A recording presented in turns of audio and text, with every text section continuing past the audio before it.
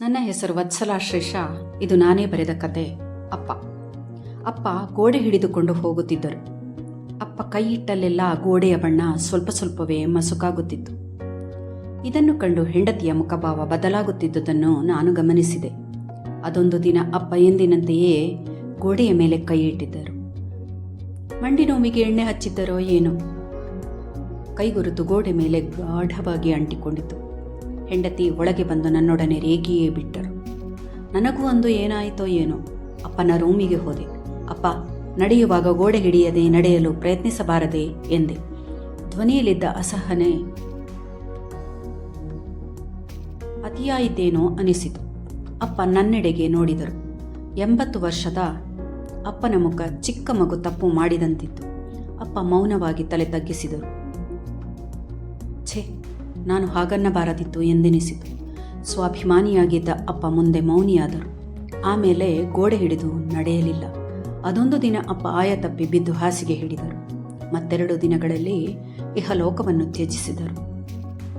ಗೋಡೆಯಲ್ಲಿ ಮೂಡಿದ್ದ ಅಪ್ಪನ ಕೈಗುರುತು ಕಾಣುವಾಗ ಎದೆಯೊಳಗೆ ಏನೋ ಸಿಕ್ಕಿದಂತಾಗುತ್ತಿತ್ತು. ದಿನಗಳು ಉರುಳುತ್ತಿದ್ದವು. ಅದೊಂದು ದಿನ ಹೆಂಡತಿ ಎಲ್ಲ ಗೋಡೆಗಳಿಗೆ ಬಣ್ಣ ಹೊಡೆಯಬೇಕೆಂದಳು. ಬಣ್ಣ ಹೊಡೆಯುವವರೂ ಬಂದರು. ನನ್ನ 5 ವರ್ಷದ ಮಗ ಜೀತ್ಗೆ ತಾತನೆಂದರೆ ಪ್ರಾಣ. ಏನು ಮಾಡಿದರೂ ತಾತನ ಕೈಯ ಗುರುತನ್ನು ಅಳಿಸಲು ಅವನು ಬಿಡಲೇ ಇಲ್ಲ. ಅವನ ರಂಪಾಟ ಕಂಡು ಬಣ್ಣ ಬಳಿಯುವವರು, ಸರ್, ಆ ಕೈಗುರುತಿನ ಸುತ್ತ ಪೇಂಟ್ ಮೂಲಕ ಡಿಸೈನ್ ಮಾಡಿ ಸುಂದರವಾಗಿ ಮಾಡಿಕೊಡುತ್ತೇವೆ, ನೀವು ಇಷ್ಟಪಡುತ್ತೀರಿ ಎಂದರು. ಮಗನ ಹಠಕ್ಕೆ ಮಣಿಯಬೇಕಾಯಿತು. ನಿಜವಾಗಿಯೂ ಬಣ್ಣ ಬಳಿಯುವವರು ಅದಕ್ಕೊಂದು ಹೊಸ ರೂಪ ನೀಡಿದ್ದರು. ಅದು ಮನೆಗೆ ಬಂದವರ ಗಮನ ಸೆಳೆಯುತ್ತಿತ್ತು. ಎಲ್ಲರೂ ಅದರ ಬಗ್ಗೆ ಸಂತಸ ವ್ಯಕ್ತಪಡಿಸುತ್ತಿದ್ದರು.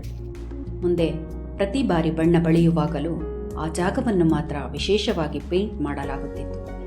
ಮೊದಮೊದಲು ಮಗನ ಒತ್ತಾಯಕ್ಕಾಗಿ ಇದ್ದರೂ ಈಗೀಗ ಅದರ ಮೇಲೆ ನನಗೆ ವ್ಯಾಮೋಹ ಬೆಳೆದಿತ್ತು. ವರ್ಷಗಳು ಉರುಳುತ್ತಿದ್ದವು. ಮಗನಿಗೆ ಮದುವೆಯಾಗಿದೆ. ಅಂದು ಅಪ್ಪ ಇದ್ದ ಸ್ಥಾನದಲ್ಲಿ ಈಗ ನಾನಿದ್ದೆ. ಅವರಷ್ಟು ವಯಸ್ಸಾಗಿರದಿದ್ದರೂ 70ರ ಆಸುಪಾಸಿನಲ್ಲಿದ್ದ ನನಗೆ ಆಗಲೇ ನಡೆಯುವಾಗ ಗೋಡೆಗೊಂದು ಕೈ ಕೊಟ್ಟು ನಡೆಯಬೇಕೆನಿಸುತ್ತಿತ್ತು. ಆದರೂ ನಾನು ಅಂದು ಸಿಡಿಮಿಡಿಗೊಂಡಿದ್ದು ನೆನಪಾಗುತ್ತಿತ್ತು. ಗೋಡೆಗೆಲ್ಲಿ ಕೈ ತಾಗುವುದೋ ಎಂದು ಗೋಡೆ ಬಿಟ್ಟು ದೂರದಲ್ಲೇ ನಡೆಯುತ್ತಿದ್ದೆ. ಅದೊಂದು ದಿನ ನನ್ನ ರೂಮಿನಿಂದ ಹೊರಗಡೆ ಬಂದು 2 ಹೆಜ್ಜೆ ಇಡುವಷ್ಟರಲ್ಲಿ ಮೈ ವಾಲಿತ್ತು. ಆಧಾರಕ್ಕಾಗಿ ಕೈ ಚಾಚಿದ್ದಷ್ಟೇ. ನಿಮಿಷದಲ್ಲಿ ಓಡಿ ಬಂದ ಮಗನ ತೋಳಿನಲ್ಲಿ ನಾನಿದ್ದೆ. ಅಪ್ಪ, ಹೊರಗೆ ಬರುವಾಗ ಗೋಡೆ ಹಿಡಿದುಕೊಂಡು ಮೆಲ್ಲಗೆ ಬರಬಾರದೆ, ನೋಡಿ ಈಗ ಬಿದ್ದು ಬಿಡ್ತಾ ಇದ್ರಿ ಎಂದು ನುಡಿದಾಗ ಅಚ್ಚರಿಯಿಂದ ಮಗನ ಮುಖ ನೋಡಿದೆ. ಅವನ ಮುಖದಲ್ಲಿ ಆತಂಕವಿತ್ತು. ಸ್ವಲ್ಪವೂ ಅಸಹನೆ ಇರಲಿಲ್ಲ. ಅಪ್ಪನ ಕೈಗುರುತು ಅಲ್ಲೇ ಸ್ವಲ್ಪ ದೂರದ ಗೋಡೆಯಲ್ಲಿತ್ತು. ನೋಡಿದೆ. ಅಪ್ಪನ ಮುಖ ಕಣ್ಣು ಮುಂದೆ ಬಂತು. ನಾನು ಅಪ್ಪನಿಗೆ ಅಂದು ಗದರದೇ ಇದ್ದಿದ್ದರೆ ಅಪ್ಪ ಇನ್ನೂ ಸ್ವಲ್ಪ ದಿನ ಬದುಕುತ್ತಿದ್ದರೋ ಏನೋ ಅನಿಸಿತು. ಕಣ್ಣು ತುಂಬುತ್ತಿತ್ತು.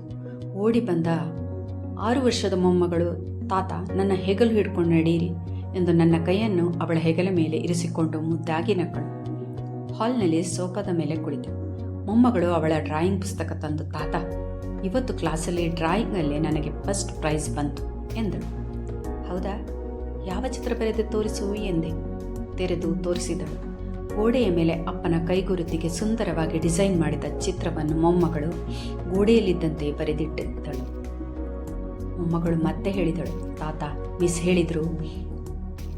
ಕೇಳಿದ್ರು ಇದು ಏನು ಅಂತ. ಅದಕ್ಕೆ ನಾನಂದೆ, ಇದು ನನ್ನ ಪಪ್ಪನ ತಾತನ ಕೈಗುರುತು ಅಂತ. ನಮ್ಮ ಮನೆ ಗೋಡೆ ಮೇಲೆ ಈಗಲೂ ಇದೆ ಎಂದೆ. ಅದಕ್ಕೆ ಮಿಸ್, ಮಕ್ಕಳು ಚಿಕ್ಕವರಿರುವಾಗ ಮನೆಯ ಗೋಡೆಯಲ್ಲೆಲ್ಲ ಗೀಚಿದ ಗೆರೆಗಳು, ಚಿತ್ರಗಳು, ಹೆಜ್ಜೆ ಗುರುತು, ಕೈಗುರುತು ಇವುಗಳನ್ನೆಲ್ಲ ನೋಡಿ ನಮ್ಮ ಅಪ್ಪ ಅಮ್ಮ ಪ್ರೀತಿಯಿಂದ ಸಂಭ್ರಮ ಪಡುತ್ತಾರೆ. ಹಾಗೆಯೇ ನಾವು ಅವರಿಗೆ ವಯಸ್ಸಾದ ನಂತರ ಅವರನ್ನು ಅದೇ ರೀತಿ ಪ್ರೀತಿಸಬೇಕು ಎಂದು ಎಲ್ಲ ಮಕ್ಕಳಿಗೆ ಹೇಳಿಕೊಟ್ಟರು. ನನಗೆ ವೆರಿ ಗುಡ್ ಶ್ರೇಯಾ ಎಂದರು ಎಂದು ಮುದ್ದಾಗಿ ನಕ್ಕಳು. ಮಗ ಮೊಮ್ಮಗಳ ಮುಂದೆ ತೀರಾ ಚಿಕ್ಕವನಾದಂತೆ ಅನಿಸಿತು. ರೂಮಿಗೆ ಬಂದೆ. ಬಾಗಿಲು ಮುಚ್ಚಿ, ಅಪ್ಪ, ನನ್ನನ್ನು ಕ್ಷಮಿಸಿಬಿಡಿ ಅಪ್ಪ ಎಂದು ಮನಸ್ಸು ಹಗುರಾಗುವವರೆಗೂ ಅತ್ತೆ. ಆಗಾಗ ಅಳುತ್ತಲೇ ಇರುತ್ತೇನೆ.